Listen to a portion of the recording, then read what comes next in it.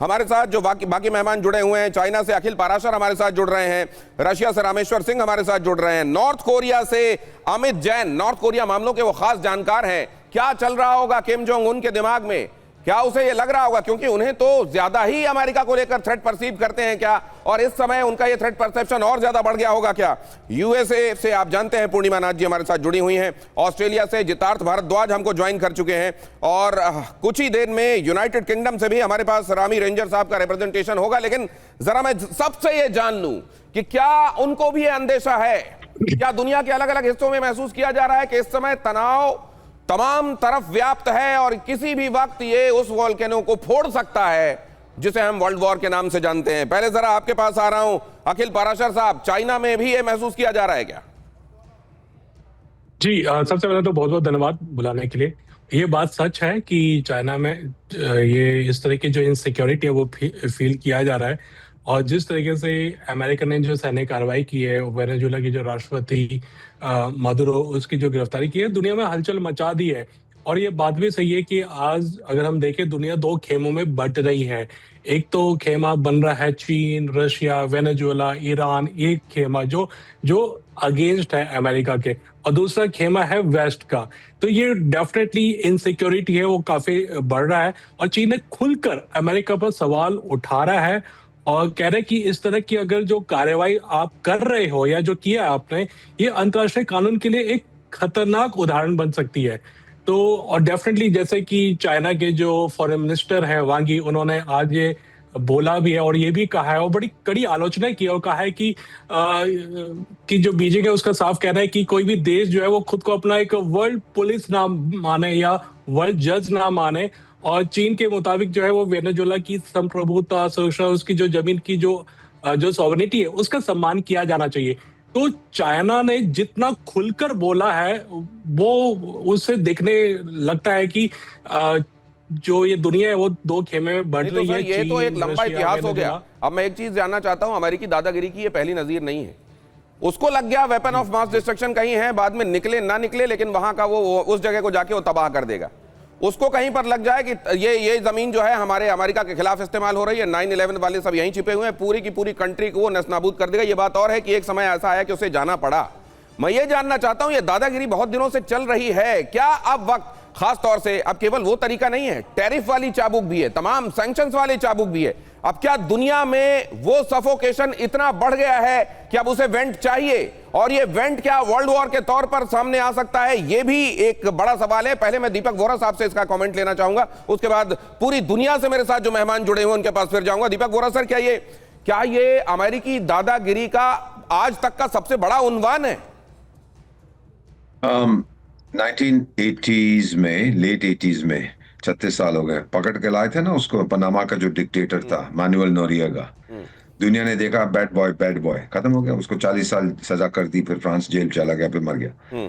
मेरा मानना ये है, अभी जो थर्ड वर्ल्ड वॉर की और ये खेमा, ये जो पक्ष बन रहा है रूस और चाइना और वेनेजुएला, किसी में दम नहीं है डोनाल्ड ट्रंप से पंगा लेने का। क्लियर, कोई नहीं, सब बोल रहे हैं पहले तू कर। चीन तो माहिर है भाषण देने में, मैं ये कंडेम करता हूं, वो करेगा क्या? ना उसमें दम है ताइवान पर हमला करने की। So sir, take it from me, ये कोई पक्ष नहीं बन रहा। America is the sole super power, उसके पास आर्थिक ताकत है, मिलिट्री ताकत है, सोशल ताकत है। और लैटिन अमेरिका का, जैसे डोनाल्ड ट्रंप ने कहा है 200 साल पहले तो मॉनरो डॉक्ट्रिन होता था कि ये मेरा इलाका, मेरे बागीचे में आप मत आइए। अब वो कहता है मेरा डॉन रो डॉक्ट्रिन है, गो अवे, ये मेरा इलाका है, ये मेरा बगीचा है, यहाँ मत घुसिए। मतलब अब डॉन वाला। अच्छा सर, एक चीज और है, ठीक है, अगर ये माना जाए, ये भी एक नजरिया है कि ये कभी उतना नहीं हो सकता। अमेरिका आज भी इतनी बड़ी ताकत है कि उसके सामने बाकी किसी तरीके की घेरेबंदी या कोई बड़ी थ्रेट अमेरिका के लिए नहीं हो सकती। लेकिन अमेरिका को क्या इस बात की परवाह है, पूर्णिमा नाथ जी, कि आज पूरी दुनिया में अमेरिका डोनाल्ड ट्रंप के अगुवाई में परसीव कैसे किया जा रहा है, डॉन के तौर पर, दादा के तौर पर, जिसके लिए कोई नियम कानून कायदा मतलब ही नहीं रखता? Namaste, thank you so much for having me. Jai Hind, first of all, yes, 100% there's no doubt about it, लेकिन आपको मुंह पे कोई नहीं बोलेंगे। ये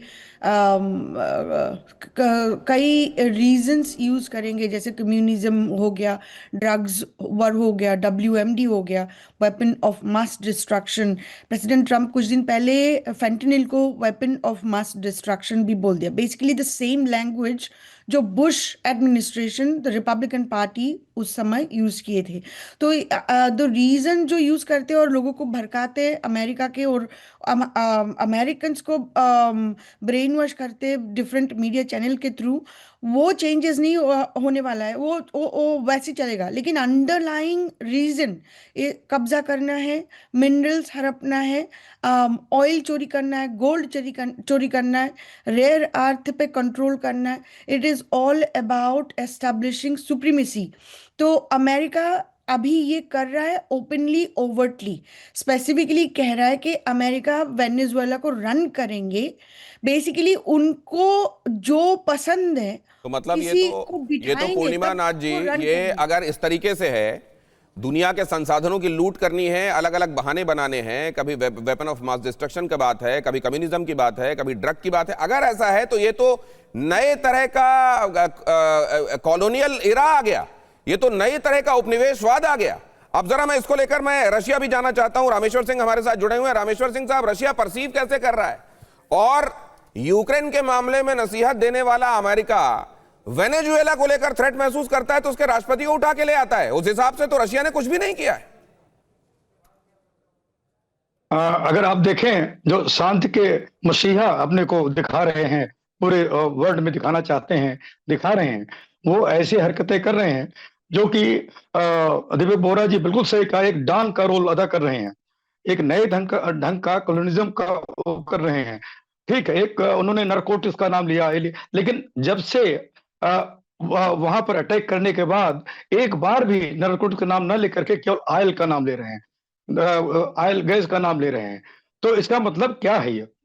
तो जिसको चाहेंगे टारगेट करके उसको उठा लाएंगे या उस कंट्री को वो बर्बाद कर देंगे। तो ये लगातार इनकी हिस्ट्री है, और बिल्कुल सही बताया गया कि इनके खिलाफ कोई जा ही नहीं सकता है। इनके पास इतने पावर है, इतनी चीजें हैं कि कोई उनको आंख नहीं दिखा सकता। दूर दूर से लोग अपना कमिटमेंट दे रहे हैं, ब्रीफिंग जा रही है, लेकिन उसका कोई मतलब नहीं है। इवन सिक्योरिटी काउंसिल का क्या मतलब है? आज तक क्या किया है सिक्योरिटी काउंसिल ने? केवल छोटी कंट्रियों के लिए जो सक्षम नहीं है उनके ऊपर लागू होता है सिक्योरिटी काउंसिल का। और दूसरी बात तो ये भी लग रही है सर कानून कि इसीलिए यही इनसिक्योरिटी, जब ये कहते हैं कि देखो कैसी इविल कंट्री है नॉर्थ कोरिया या ईरान, इन कंट्रीज को यही लगता है कि न जाने हमारे साथ हमारी क्या ऐसी दादागिरी कब करे, न जाने कब हो जाए हमारे साथ ऐसा। इसीलिए डेटरेंस के लिए हमारे पास होना चाहिए। मुझे लगता है ये जो तरीका है दुनिया में परमाणु की होड़ बढ़ाने के लिए भी ये जिम्मेदार है ये तरीका, क्योंकि दुनिया को जब इनसिक्योर लगेगा, जब कंट्रीज को इनसिक्योर लगेगा तो वो परमाणु हथियार की होड़ में लगेंगे, क्योंकि वही एक तरीका उनको नजर आएगा कि शायद यही डेटरेंस के तौर पर काम करे। बाकी सब तो कुछ चल नहीं रहा है। क्या मैं गलत कह रहा हूं कॉमोडोर काले? सही कह रहे हैं आप। देखिए, हर देश चाहेगा कि वो अपनी शक्ति को बढ़ाए, इसमें कोई शक नहीं है, बिकॉज अब दिख रहा है कि यूनाइटेड स्टेट्स ने जो एक्शन लिया है वो केवल शक्ति के बलबूते पे लिया है। यदि वो शक्तिमान नहीं होता तो ये एक्शन नहीं होता।